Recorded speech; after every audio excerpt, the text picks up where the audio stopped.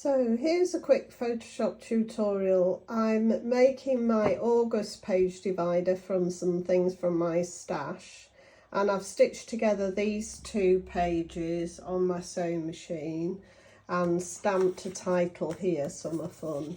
But I wanted to make a pocket to go on the back here that I'm going to stitch along these three sides here so I can slot things in.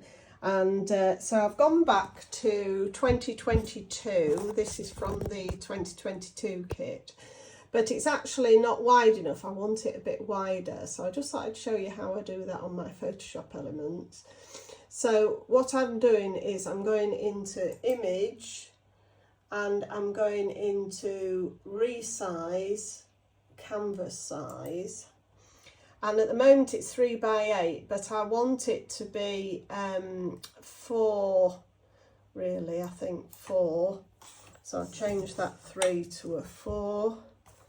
Let's just see if that's right, yeah. And 8.25, I think. Okay, and then it puts it onto a bigger canvas, but now my spots don't go to the edge.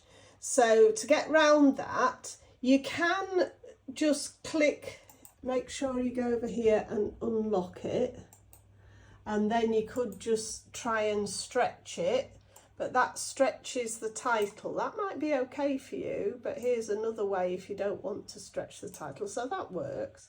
But here's another way if you don't want to stretch the title. You can go to the select button here and select a portion of the dots and copy that by going Control C, holding down Control and pressing Control C, and then make a new layer.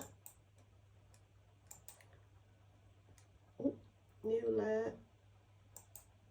Okay, make sure you're on that new layer and then press Control V on the PC. So hold down Control and press V.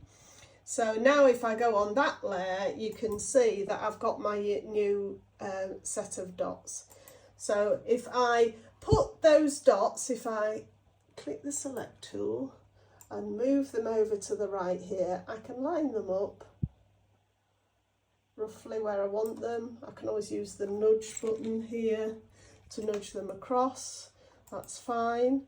And then what I'm going to do is I'm going to duplicate that layer. So I'm right clicking, duplicate that layer, click OK, and that'll give me another set of dots which I can now pull across to this side.